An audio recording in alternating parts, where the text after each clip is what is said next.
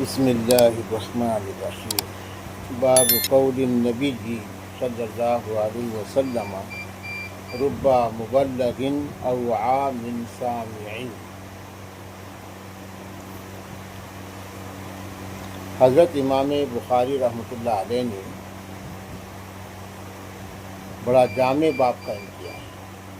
ویسا پوری بخاری شریف کا ہر باب جامع ہے۔ علماء نے کہا فقہ البخاری فی تراجم، حضرت امام بخاری کا علم ان کے باب قائم کرنے میں ہے جو ابواب انہوں نے قائم کیے۔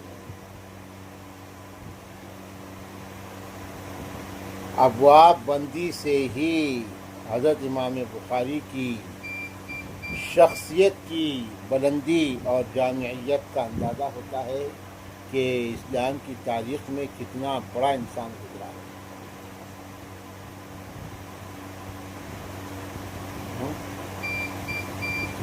یہ اللہ رب العالمین کا بہرحال انتخاب ہوتا ہے، قسمت کیا ہر ایک کو قسام ازل، جو شخص کے کس چیز کے قابل نظر آیا۔ اللہ چنتے ہیں، ہے نا۔ این سعادت بزور بازو نیست، کانا بخشند خدائے بخشندہ۔ یہ اللہ کی عطا ہوتی ہے، اللہ کا انعام ہوتا ہے۔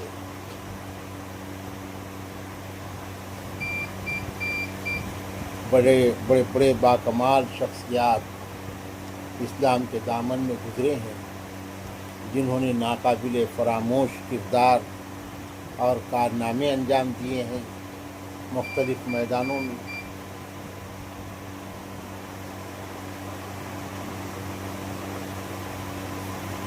ایسی شخصیات کا اسلام کے دامن میں گزرنا یہ ختم نبوت کی دلیل ہے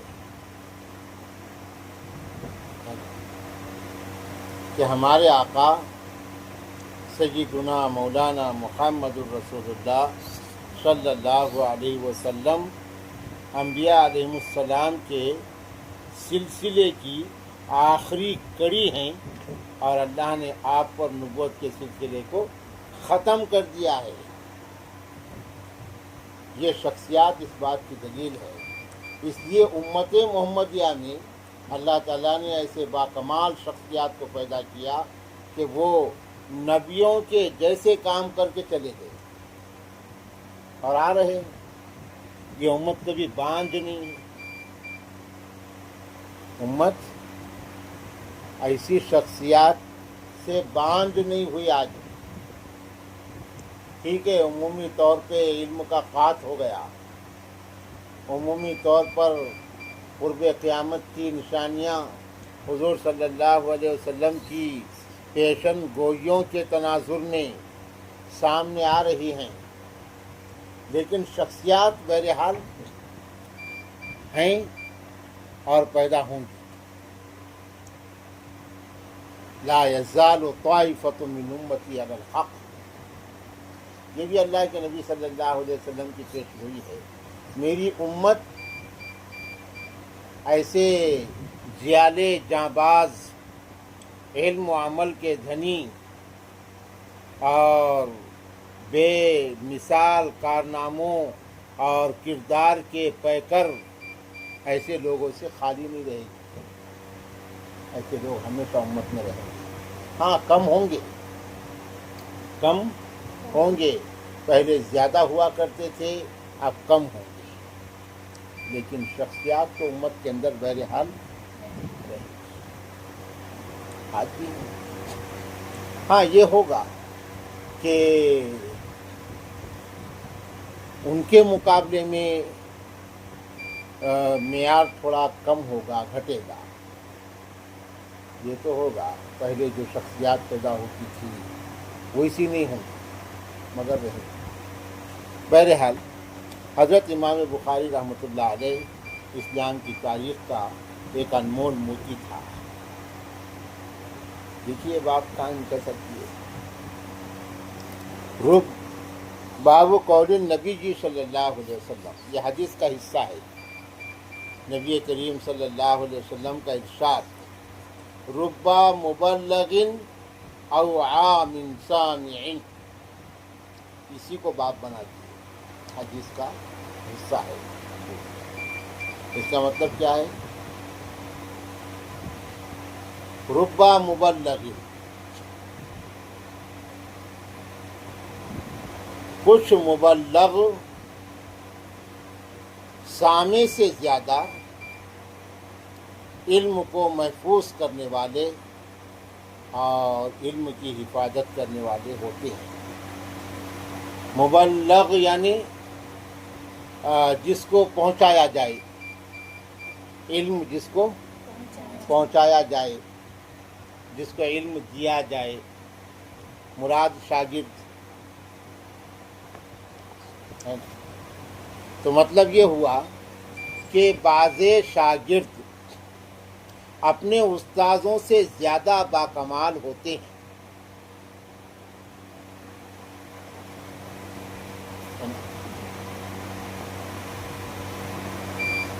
انبیاء اور صحابہ پر وہ خصوصیت ختم ہو گئی۔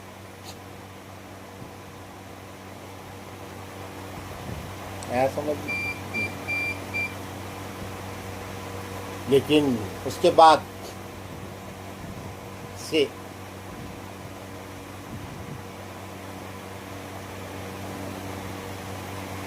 امتی نبی سے زیادہ ہوشیار اور نبی سے زیادہ علم رکھنے والا اور علم کی حفاظت کرنے والا نہیں ہو سکتا ہے نا۔ لیکن امتیوں کے اندر بعض شاگرد اپنے استادوں سے زیادہ باکمال ہوتے ہیں۔ یہ اللہ کے نبی کی پیش گوئی ہے، اللہ کے نبی کا ارشاد مبارک ہے۔ چنانچہ اس ارشاد کے تناظر میں اگر ہم اسلامی علمی تاریخ کا مطالعہ کریں اور جائزہ لیں تو کئی مثالیں ملیں گی ہم کہ شاگرد استاد سے زیادہ باکمال بن گیا ہے نا۔ حضرت امام اعظم نعمان بن ثابت ابو حنیفہ رحمۃ اللہ علیہ، ان کے اساتذہ کو جانتے ہیں کیا آپ؟ یہ اتنے مشہور ہو گئے کہ دنیا جانتی ہے نا۔ حالانکہ ان کے استاد ہوں گے نا، نہیں کیسا ہوں گے؟ یہ تھوڑی اوپر سے ابو حنیفہ بن کے آئے، ہاں، یہ مدرسے میں پڑھے، یہ استاذوں کے سامنے بیٹھے، انہوں نے یہ ساری چیزیں تحصیل کی ہے نا، مگر ان کے اساتذہ کو نہیں جانتے ہم۔ امام اعظم کو دنیا جانتی ہے۔ یہی ایک مثال ہے کہ شاگرد استاد سے بڑھ سکتے ہیں ہے نا۔ سب سے بڑے فقہی مسلک کے امام بن گئے امام اعظم ابو حنیفہ۔ آج دنیا کے اندر جتنے مسلمان ہیں اس میں 65-70% مسلمان امام اعظم کی فقہ پر عمل کرتے ہیں۔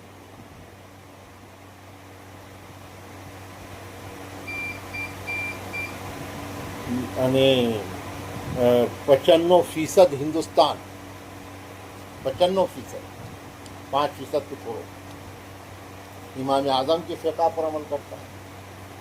95% پڑوسی ملک، اس کے علاوہ بنگلہ دیش، افغانستان، عراق، کوفہ، یہ تمام ممالک امام اعظم کی فقہ پر عمل کرتے ہیں۔ کتنا بڑا انسان تاریخ کا، اساتذہ سے آگے بڑھے کہ نہیں علمی کمال۔ اب یہ ماضی کی مثال ہے، ہمارے ماضی قریب کی مثال، یہ ماضی بعید کی مثال ہے، ماضی قریب کی مثال۔ ماضی قریب میں ویسے تو ہر شخصیت ایک مثال ہے، جیسے مولانا قاسم نانوتوی، ان کے بھی اساتذہ تھے، مگر مولانا قاسم نانوتوی اپنے اساتذہ سے آگے بڑھ گئے، ان کی ایک تاریخ بن گئی، دارالعلوم دیوبند قائم کیا، دنیا کے اندر دیوبند کا نام ہوا، دنیا میں دیوبند سے علم پھیلا، دیوبند کے سے نکلنے والے لوگوں نے تفسیریں اور کئی کتابیں ہزاروں لکھ ڈالی، قاسم نانوتوی کا کارنامہ ہے نا۔ مولانا رشید احمد گنگوہی، مولانا اشرف علی تھانوی، یہ بھی اپنے اساتذہ کے شاگرد تھے نا، پڑھ گئے۔ اور ان کے استاذ حضرت تھانوی کے استاذ شیخ الہند حضرت مولانا محمود الحسن دیوبندی، ہندوستان کی اسلامی تاریخ کا ناقابل فراموش نام۔ جو عالم شیخ الہند کو نہیں جانتا اس کو اپنی سند پھاڑ دینا چاہیے۔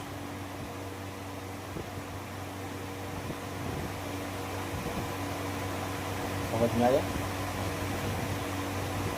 ہندوستان کی اسلامی اور علمی تاریخ کا ایک ایسا نام شیخ الہند مولانا محمود الحسن دیوبندی،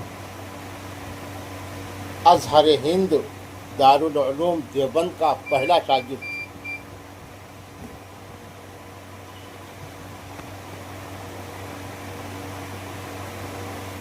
ہندوستان کے آزادی کی تاریخ کا ناقابل فراموش مجاہد اور ہیرو،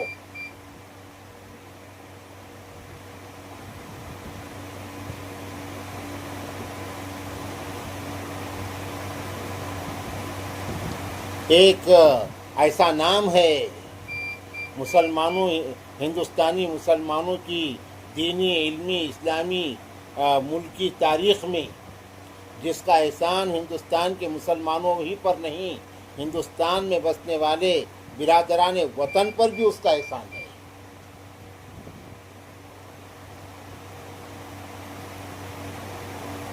ایک ایسا نام،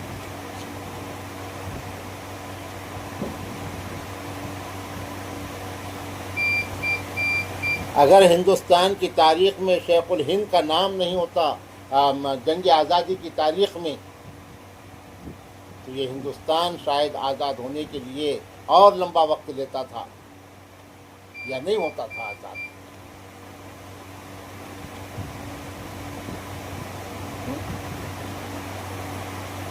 معمولی انسان نہیں گزرے حضرت شیخ الہند۔ شیخ الہند نے ایک فوج دی ہندوستان کی آزادی کے واسطے تیار کر کے۔ یہ مولانا عبید اللہ سندھی،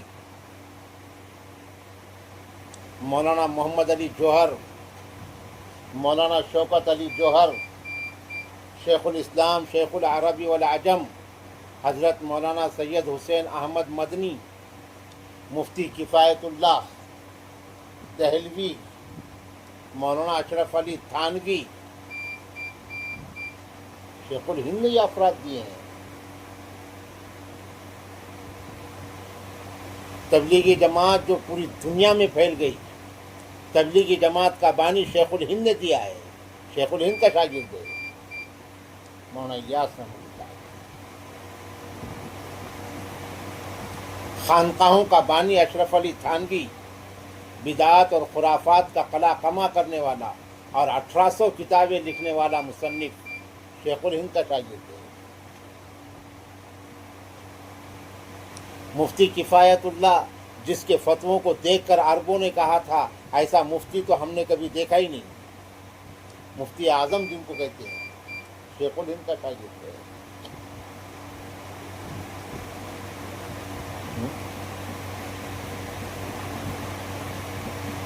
گاندھی جی کو مہاتما بنانے والا شیخ الہند ہے، شیخ الہند کے شاگرد ہیں۔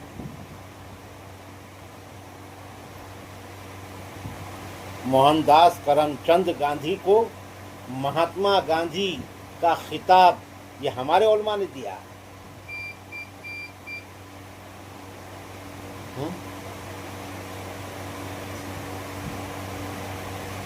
تاریخ ہے، ایک ایسا انسان گزرا ہندوستان کی تاریخ میں، کتنے بڑے تاریخ۔ حضرت شیخ الہند بے مثال مردم ساز انسان تھے۔ ایک مصنف کی 1000 کتابیں ایک طرف، اور ایک فرد اس نے تیار کیا کسی نے تو وہ ایک طرف۔ اشرف علی تھانوی رحمہ اللہ نے 1800 کتابیں لکھے، لیکن اشرف علی تھانوی کو شیخ الہند نے لکھا۔ کیسا باکمال انسان تھا۔ یہ ہے ربا مبلغ او عام سامع۔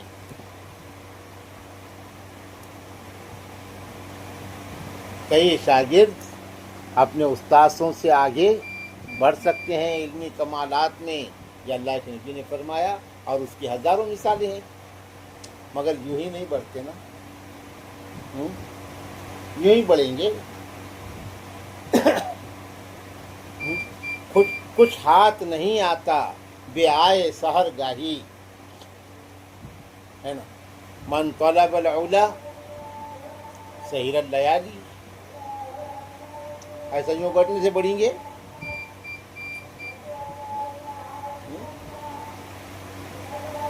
یوں ہی نہیں بڑھتے۔ یوں ہی نہیں ملی ہے ہمیں سر بلندیاں، بھیڑے چرا کے ہم نے حکومت چلائی ہے۔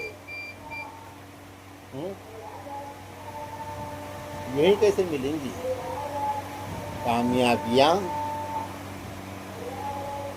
محنتوں سے لگ کے آتی ہے، منحتیں بغیر محنتوں کے نہیں ملتی۔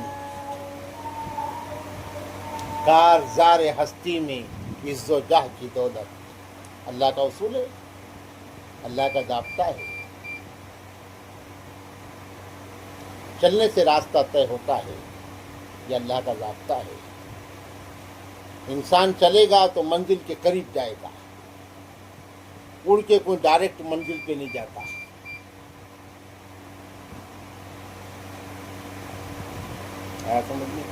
راستے کی نامساعدت کا شکوہ کرنے والا مسافر کبھی منزل پر نہیں پہنچتا۔ راستہ ایسا ہے، راستہ ویسا ہے، راستہ ہے، وہ راستہ ہے، راستہ طے کرنا پڑے گا۔ کارزار ہستی میں عز و جاہ کی دولت، یعنی دنیا کے اندر مقام، مرتبہ، عزت۔ کارزار ہستی میں عز و جاہ کی دولت بھیک میں نہیں ملتی، آدمی کماتا ہے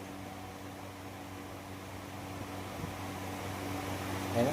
یہ اللہ کا اصول ہے، لیس للانسان الا ما سعى، یہ ہے قرآن کی آیت۔ انسان بقدر المرء تنقسم المعالی، بقدر المرء تنقسم المعالی، من طلب العلا سحر اللیالی، یہ اصول اللہ کا۔ یا ایھا المزمل قم اللیل الا قلیلا نصفہ او انقص منہ قلیلا او زد علیہ ورتل القرآن ترتیلا۔ پہلے یہ کہا، اس کے بعد کہا انا سنلقی علیک قولا ثقیلا۔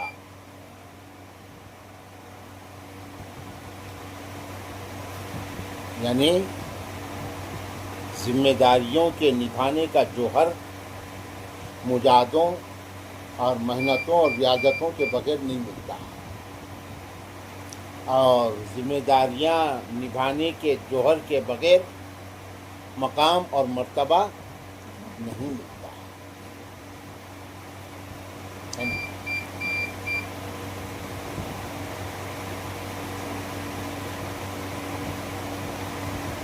سمجھ میں آیا؟ یقیناً شاگرد استادوں سے آگے بڑھ سکتے ہیں، بڑھتے ہیں، بڑھے ہیں، بڑھیں گے، لیکن اس کے لیے ضابطہ ہے، ضابطہ اصول ہے نا۔ ہر کسی بھی طرح دیکھو وہ اصول ہے اپنی جگہ مسلمہ۔ کسی کی نظر مل گئی تو انسان برسوں کی محنت سے وہ نہیں کماتا جو لمحے کی نظر میں اس کو مل جاتا ہے نا۔ مگر یہ لمحہ آنے کے لیے بھی کئی برس لگ جاتے نا، ہاں، یہ لمحہ آنے کے لیے بھی کئی برس لگ جاتے۔ کسی استاذ کی نظر میں شاگرد کے لیے وہ لطافت اور وہ محبت اور وہ اعتماد اور وہ بھروسہ اچانک پیدا نہیں ہوتا، اس کے لیے بھی کئی سال لگ جائیں گے، ہے نا، کئی سال لگ جائیں گے۔ جب شاگرد استاذ کے معیار پر اتر گیا کہ اس کا سراپا سچا ہے، اس کی نیت سچی ہے، اس کے اندر جذبات سچے ہیں، ساری چیزیں، یہ پوری چیزوں کا امتحان لینے کے لیے کئی سال لگ جاتے ہیں۔ پھر جب وہ امتحان اور کسوٹی پر اتر گیا تو پھر وہ نظر لائی نہیں جاتی، وہ نظر آ جاتی ہے، وہ نظر آ جاتی ہے، جس کو شاعر نے کہا نہ کتابوں سے نہ وعظوں سے نہ زر سے پیدا علم ہوتا ہے بزرگوں کی نظر سے پیدا، لیکن وہ نظر یوں ہی نہیں ملتی، اس نظر کے لیے بھی کئی سال لگ جاتے ہیں۔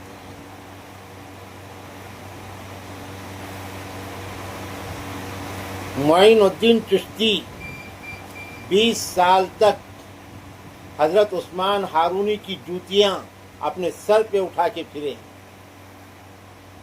اور حضرت عثمان ہارونی کے ساتھ میں بیابانوں اور جنگلوں میں 20 سال تک صحرا نوردی کی، مجاہدے کیے، ریاضتیں کیے، ان کے ساتھ میں درختوں کے پتے کھائے، جھرنوں کا پانی پیا، صحراؤں میں سجدے کیے، استاذ کی خدمت کی۔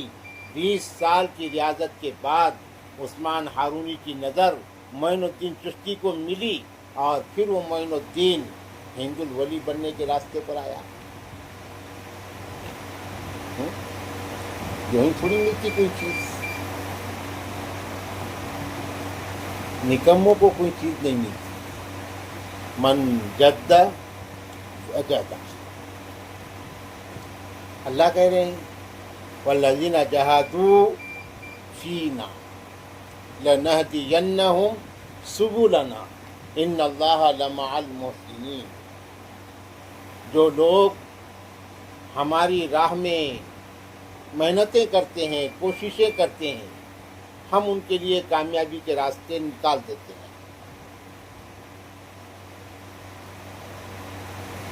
تو محنت شرط ہے۔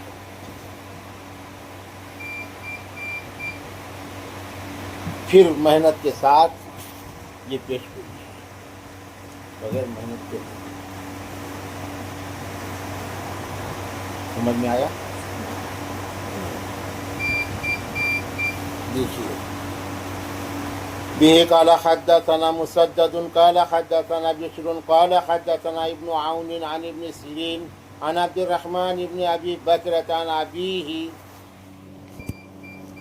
رضی اللہ عنہم اجمعین قال ذکر النبی صلی اللہ علیہ وسلم قعد على بعیرہ وامسك انسان بخطامه او بزمامه قال أي يوم هذا؟ فسكتنا حتى ظننا أنه سيسميه سوى اسمي قال أليس يوم النحر؟ قلنا بلى قال فأي شهر هذا؟ فسكتنا حتى ظننا أنه سيسميه بغير اسمه قال أليس بذي الحجة قلنا بلى قال فإن دماءكم وأموالكم وأعراضكم بينكم حرام كحرمة يومكم هذا في شهركم هذا في بلدكم هذا ليبلغ الشاهد الغائب فإن الشاهد عسى أن يبلغ من هو أوعى له منه.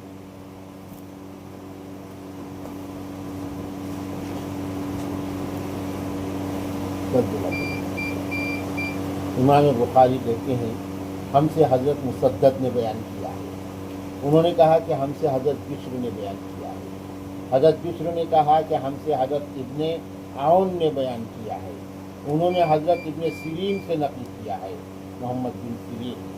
انہوں نے حضرت عبد الرحمن بن ابی بکرہ سے نقل کیا ہے, اور حضرت عبد الرحمن نے اپنے والد حضرت ابو بکرہ سے نقل کیا ہے. حضرت ابو بکرہ نے کہا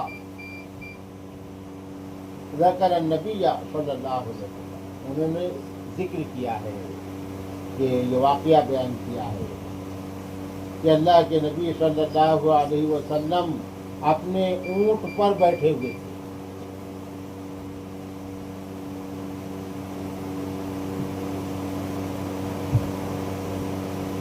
اور ایک انسان نے, وہ حضرت بلال تھے. کون تھے وہ؟ حضرت بلال. اور ایک انسان نے یعنی حضرت بلال نے آپ کے اونٹ کی لگام پکڑی ہوئی تھی.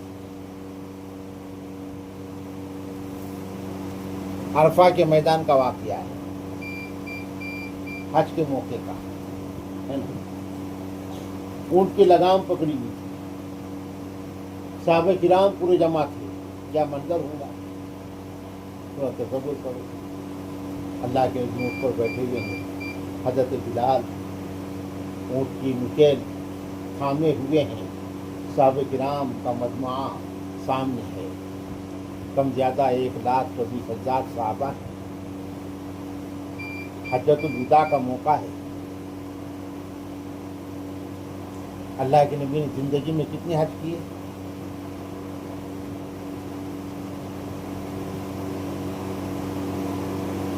40.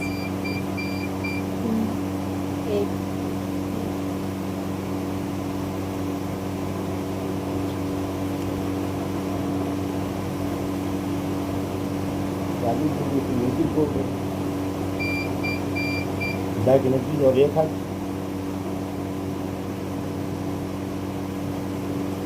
حج کب فرض ہوا؟